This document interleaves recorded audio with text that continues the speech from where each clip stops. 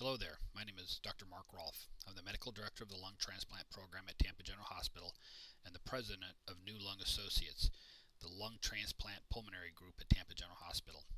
In this presentation, I'd like to outline the indications for lung transplant, the timing for lung transplant, and the long and short-term complications of lung transplant therapy. The science of solid organ transplant is a relatively young science. The first attempt at a lung transplant was made in 1963 at the University of Alabama. Between 1963 and 1981, subsequent attempts at this operation met with early failures as the transplanted organ was rapidly rejected. With the advent of new immunosuppression, in 1981, Stanford University completed the first successful heart-lung transplant, followed in rapid succession in 1983 by the first successful single lung transplant being performed at the University of Toronto. In 1985, the University of Toronto performed the first successful double lung transplant, and in 1993, Stanford University took the lung, or a lobe of the lung, from a living donor and transplanted it into a recipient. Today, lung transplant is an accepted surgical and medical procedure for patients who have end-stage lung disease with a life expectancy of less than 50% at 2 years, in whom all other forms of therapy have been exhausted. In addition, these patients should have no underlying comorbidities that would otherwise shorten their life expectancy. Beyond the broad criteria of less than a 50% 2-year survival without transplant, indications for lung transplant are based on expert opinion rather than on randomized controlled trials. Indications may vary from center to center depending on local expertise, donor supply, and societal values. The most difficult task for the transplant pulmonologist is determining the window of opportunity for transplantation. Ideally, the patient should be ill enough to require a transplant and expect improved life expectancy, but not too late such that the transplant itself shortens the life and quality of the life. The truth of the situation is that the lung disease normally does not progress in a linear fashion. It can wax and wane in severity as the disease progresses. The challenge for the transplant pulmonologist then is to pick that window of opportunity to list and transplant the patient before the disease process extracts such a toll on the body that there's too great a morbidity and mortality associated with the transplant process. This slide depicts the normal disease process for which lung transplants are performed. For single, double, and total lung transplants, the most common indication is COPD or emphysema, followed closely by idiopathic pulmonary fibrosis, cystic fibrosis, alpha-1 antitrypsin deficiency, idiopathic pulmonary arterial hypertension, other diseases of fibrosis of the lung, bronchiectasis, sarcoid, obliterated bronchiolitis and retransplant, connective tissue disease-associated lung disease, and LAM. A number of other relatively rare diseases are also considered for transplant based on the individual cases as presented. In determining who is a candidate for lung transplant, there are recognized absolute contraindications to transplant. These include ongoing infections that will affect long-term survival, including HIV, hepatitis B or C, and active tuberculosis. There's also other organ system dysfunctions that limit the opportunity for lung transplant. Included in these are inoperable coronary disease, active liver disease, including cirrhosis from hepatitis C and alcohol, severe renal insufficiency with creatinine clearances of less than 50 ml per minute, and other end-stage organ disease processes. The stress of the surgical procedure associated with lung transplant and the subsequent immunosuppression limits the potential for transplant in several conditions. These include significant coronary disease and renal dysfunction, active HIV disease, active malignancy within the last 2 years, and in the last 5 years for extracapsular renal cell carcinoma, stage 2 through 4 breast cancer, Nukes B through D colon cancer, and melanoma. In addition, patients with active hepatitis B and C are not candidates for transplant, as the additional immunosuppression will result in fulminant hepatitis and liver failure. A number of other medical and social issues limit the potential for lung transplant. These include severe osteoporosis, in which steroid use after transplant will result in vertebral body collapse and hip fractures, which will limit the quality of life and life expectancy of the transplant recipient. Chronic narcotic use is an absolute contraindication, because after transplant we will be unable to control the pain and the patient will linger in the ICU, unable to be weaned from mechanical ventilatory support because of lack of adequate pain control. The lack of social support after transplant is an absolute contraindication, as there is a great deal of work that goes into taking care of the patient in the immediate post-op phase in the hospital as well as at home for the first 3 to 6 months. The medications and copays associated with lung transplant and the immunosuppression are significant, and financial limitations arise that will limit transplant options for some people. Anyone who continues smoking is not a candidate for lung transplant. The smoke will increase the risk of acute and chronic rejection and limit the survival of the graft and the patient. Any poorly controlled psychiatric issue that could be exacerbated by the transplant procedure and immunosuppression is a contraindication, as is an intolerance to post-transplant meds, particularly steroids. Any hypercoagulable state in which the patient is prone to developing clots, DVTs, and pulmonary emboli is also a contraindication for lung transplant. A severe chest wall deformity, such as severe scoliosis or kyphoscoliosis, results in a chest cavity that is unable to accept a normal lung, and hence a contraindication of lung transplant. Severe and irreparable esophageal disease, such as achalasia and severe reflux, are relative and absolute contraindications to lung transplant, as a continuous reflux of stomach contents into the lung will result in graft dysfunction and acute and chronic rejection. Progressive systemic diseases such as active lupus and underlying vasculitises are also contraindications, as other organ systems will suffer at these diseases, limiting the potential for the quality of life and longevity of the organ and the patient. A certain type of Burkholderia, known as Cenocepacia or Genomovar 3 Burkholderia, that is seen in CF patients is also an absolute contraindication to transplant, as there are no effective antibiotic therapies for this, and post-transplant sepsis and death are more the rule than the exception. Just as there are absolute contraindications to transplant, there are relative contraindications to transplant. These include musculoskeletal diseases such as scoliosis that is not overly severe, nutritional concerns such as an ideal body weight less than 70% or greater than 130%, which can be corrected and adjusted in the pre-transplant period, a history of psychological issues that can be addressed and dealt with in the pre-transplant stage, a history of mechanical ventilatory support, colonization with fungi or non-tuberculous mycobacterium, severe deconditioning, and previous thoracotomy with pleurodesis limit transplant options but are relative contraindications that are dealt with on a case-by-case basis. Both single and double lung transplants can be performed. The indications for single lung transplant are predominantly pulmonary fibrosis, sarcoid bronchiectasis, and congenital heart disease, as well as LAM and some connective tissue disease, as well as retransplant for chronic rejection. For the most part, patients who do not have a septic lung condition, such as bronchiectasis or chronic infection in both lungs, whether they be from typical bacteria or atypical mycobacterium and fungus, are candidates for single lung transplant as long as they don't have associated severe pulmonary hypertension. Double lung transplants can be performed for most of the same indications as single lung transplant, depending on the availability of the organs. The most common indications for double lung transplant include cystic fibrosis, COPD, idiopathic pulmonary fibrosis, pulmonary hypertension, and alpha-1 antitrypsin deficiency. In patients with pulmonary hypertension or infected lungs, as you see in cystic fibrosis or chronic bronchiectasis, the preferred procedure is a double lung transplant to prevent the pulmonary hypertension that exists in the native state from damaging the recently transplanted lung and from secondary infections from the non-transplanted lung infecting the transplanted organ. A double lung transplant, especially on cardiopulmonary support, is a dramatically more involved surgical procedure than a single lung transplant, especially off pump. There is a short-term cost of a double lung transplant, especially one performed on pump, including increased reperfusion injuries, blood use, and post-op intensive care support.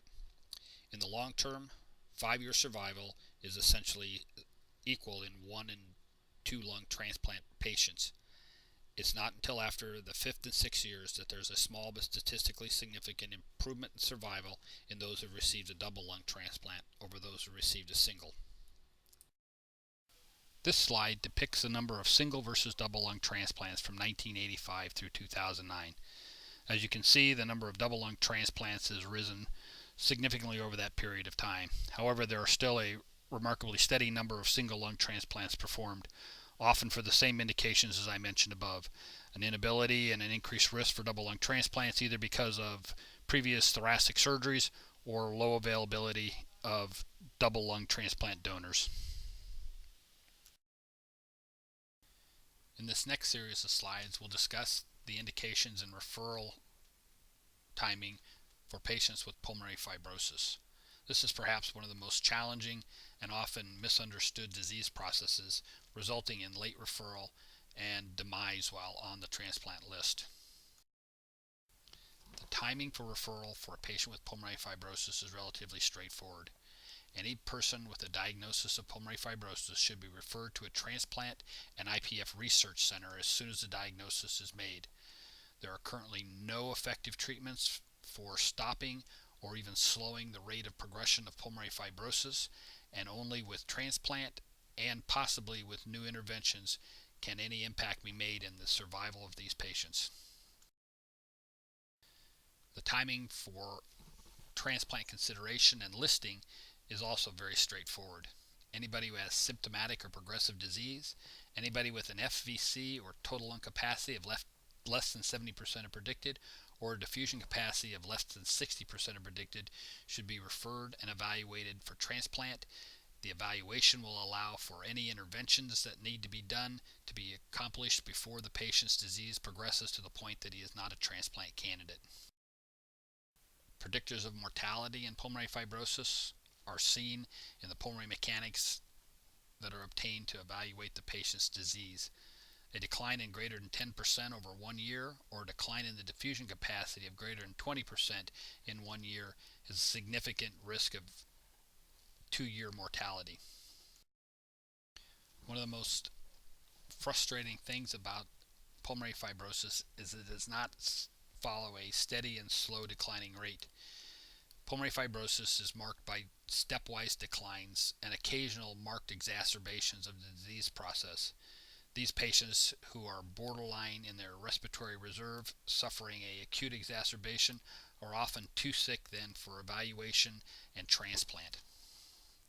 The goal of the pulmonologists and transplant physicians are to list these patients so that transplantation can occur before an acute exacerbation renders the patient ineligible for transplant consideration. Survival data on patients transplanted for pulmonary fibrosis between 1990 and 2005 show that patients who have undergone double and single lung transplants for pulmonary fibrosis have approximately a 50% 5-year survival. Compare this to those same patient populations with a less than 50% 2-year survival without transplants, and the benefit of lung transplant in pulmonary fibrosis becomes evident. The current lung allocation score system acknowledges this benefit and actually adjusts the lung allocation score for patients with pulmonary fibrosis so that they are transplanted at a more rapid rate than patients with other diseases such as COPD. Unfortunately, there are significantly more potential recipients than there are donors. In the past, to get a lung transplant, you had to be listed and wait your turn on the list. At times, this wait may be 2 to 3 years. This unfortunately led to a disproportionate number of patients dying while waiting on the list from advanced lung disease, while less sick patients would last on the list and subsequently be transplanted. In May of 2008, UNOS and the United States government put forward a lung allocation score system to better qualify and quantify the severity of lung disease and the benefit of transplant for lung transplant recipients. With this method, the most ill patient receives the donor offer before the less ill patient, and time on list and mortality on the list is significantly reduced. The lung allocation score is determined by ranking and scoring various features of lung disease, including pulmonary hypertension, whether you're on oxygen, how far you can walk with and without oxygen. The formulation then results in a score. And this score basically determines how bad you need the lung versus how well you'll do without it. The score applies to patients who are transplant candidates over 12 years of age, and the range can be from 0 to 100. The good thing about the lung allocation score is that as your disease progresses, the score can be updated, giving you a higher score and more likelihood of being offered a lung for transplant. This slide depicts the various features that go into making up your lung allocation score. As mentioned, they include your age, your diagnosis, whether you have diabetes, what your 6-minute walk distance is, whether you require assisted mechanical ventilatory support, how good your kidneys work, and how good your heart works. Although the lung allocation score system is relatively flexible and can be updated, there are several features unique to some disease processes that are not included in the score. These include the severity of the infections you may have, the antibiotic sensitivities of the infections, and the changing antibiotic sensitivities of your infections, the occurrence of hemoptysis, recurrent holes in your lungs or pneumothoraxes, the levels of your preformed antibodies, and how frequently you're undergoing exacerbations. These issues need to be taken up separately and, in certain cases, appealed to the Lung Allocation Appeal Board for adjustments of your lung allocation score. Retrospective analysis of survival, post and pre the new LAS system, have been very encouraging. Patients who are sicker are being transplanted, and post-transplant survival, even of these sicker patients, is unchanged from the pre-LAS system. What has been found to be more important than your lung allocation score and your potential for 1-year survival is the volume of lung transplants that the center you're listed at performs. This graph depicts a survival line for patients who have been transplanted in centers that perform less than 25 transplants a year and greater than 25 transplants a year. As you can see by this graph, the more transplants the center you're listed at performs, the better the overall survival. Tampa General Hospital performs over 40 to 45 transplants on average a year. Not only is 1-year survival, but 5-year survival after lung transplant is dependent on the volume of transplants your center performs. This graph depicts the same type of findings as the 1-year survival graph. Those centers that perform the most transplants have the best 5-year survival statistics for lung transplant recipients. Once again, Tampa General Hospital averages between 40 and 45 transplants a year. What's even more shocking is the number of centers that perform over 30 transplants a year. There are only 30 recorded centers that perform on average over 30 transplants a year, where the vast majority of centers perform 19 or less transplants a year. Another relatively interesting fact about lung transplants is that most centers perform transplants on young patients, and in fact the majority of patients who undergo lung transplants are 65 or less, whereas the majority are over 65. Tampa General Hospital has one of the most active senior lung transplant programs in the country. We perform transplants on patients up to 74 to 75 years of age, and we consider physiological state and age over chronological age and state. The success of lung transplant in patients over 65 has not gone unnoticed. As this graph depicts, the percentage of transplants in patients over 65 as a percentage of the total lung transplants performed has increased steadily from 1985 to 2010. When considering transplant in patients over 65, it is important to realize that patient selection is incredibly important. Mortality for patients as they grow older after lung transplant at 1 year increases statistically significantly. Although 1-year survival is worse for patients over 60 to 65, this slide depicts another interesting fact. 5-year mortality for patients over 55 and less than 30 are actually equal, or perhaps even favors the patients over 55. The facts are that 5-year mortality has a bimodal distribution, with young people and old people doing equally as well in the post-transplant state. The initial transplant event is only one of the hurdles in the first year to 2 years after transplant. Readmission to the hospital for major complications are relatively common, and in fact 60 to 70% of patients will be readmitted within the first year for complications including infections, rejection, and immunosuppression complications, including diabetes, hypertension, and renal insufficiency. Post-transplant medical complications are relatively common and include chronic rejection, otherwise known as Bronchiolitis Obliterans, acute rejection, both humoral and cellular, various infections, including infections from viruses, bacterials, fungus, and protozoas, immunosuppression toxicity, including nephrotoxicity or renal insufficiency, significant hypertension, diabetes, elevated lipids, and post-transplant lymphoproliferative disease or lymphomas. Careful monitoring of the post-transplant patient after transplant is essential to the long-term survival and quality of life of the patient. The incidence of hypertension within the first year is up to 52%. Significant renal dysfunction, almost 24%. Abnormal creatinines or renal functions happen in 20 to 25% of patients. Elevated blood sugars, including insulin-requiring diabetes, in up to a quarter of the patients. In the first year, Bronchiolitis Obliterans is seen in almost 10% of the patients, and within 5 years, in up to almost 40% of the patients. As the years go on, the incidence of hypertension, renal dysfunction, and diabetes increases significantly. Hence, close follow-up with the transplant team, adjustments in immunosuppression, and aggressive management of these post-transplant complications are essential. Post-transplant survival is also somewhat dependent on the initial condition for which the patient was transplanted. Patients with cystic fibrosis have an average 7.4-year survival. Patients with idiopathic pulmonary hypertension, almost a 5-year survival. Alpha-1 antitrypsin patients, 6-year survival. And IPF patients, 4.5-year survival.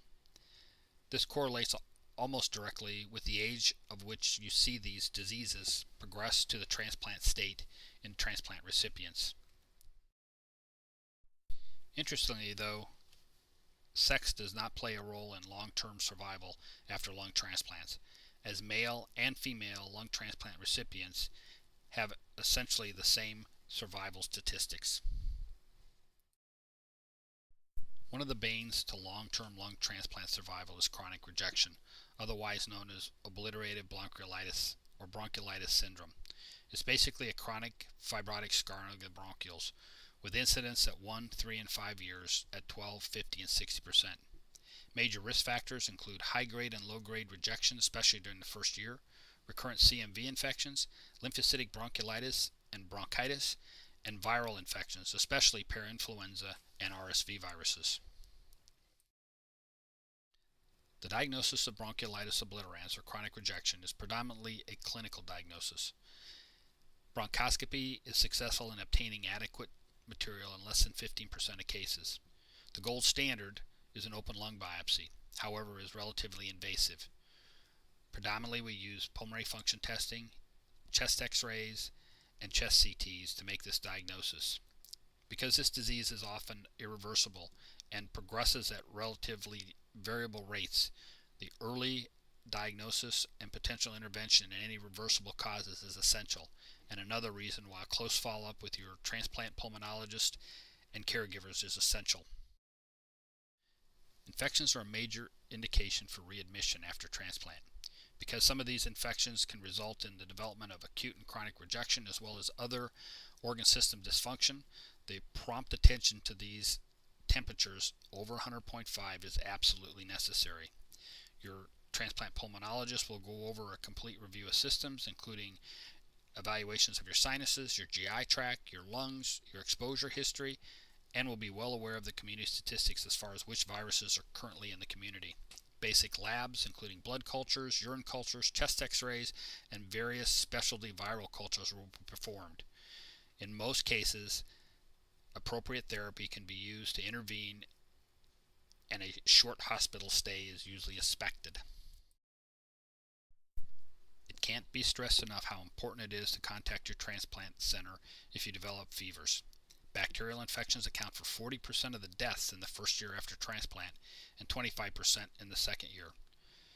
Normal viral infections and reactivation of prior viral organisms, including HSV and CMV, as well as contact with influenza and RSV, can be catastrophic infections in the transplant patients. In addition, odd infections such as PCP and nocardia as well as fungal infections, can damage the lungs, resulting in severe transplant organ dysfunction and even death in some cases. In the immunocompromised state post-transplant, organisms which would normally have no impact on a human being can be very deadly.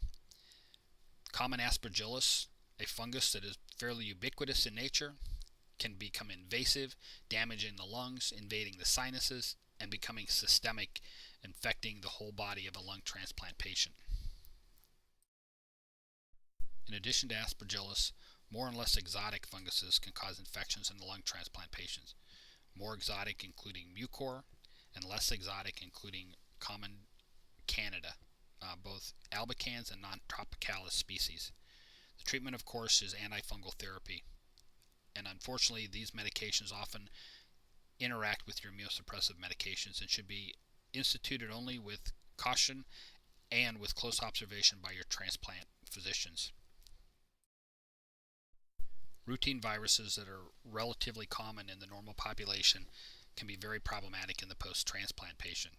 Cytomegalovirus, a virus which almost 80% of the adult population has been exposed to, can reactivate in the transplant patient, causing a variable number of clinical presentations, including pneumonitis, pancreatitis, gastroenteritis, retinitis and blindness, and meningitis and cerebritis.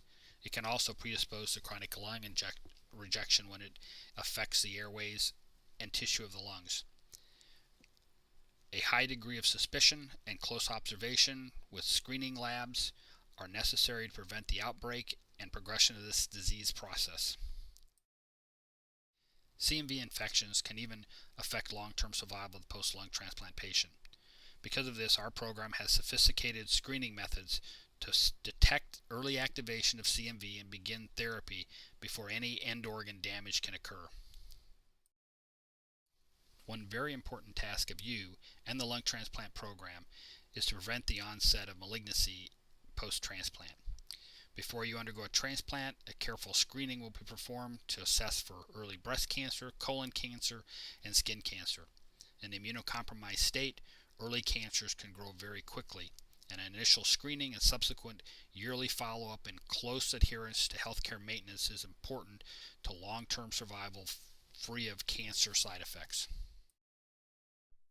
I'd like to end by giving you a little insight into the lung transplant program at Tampa General Hospital, its structure, and the support it receives. The lung transplant program at Tampa General Hospital was the last solid organ transplant program developed here.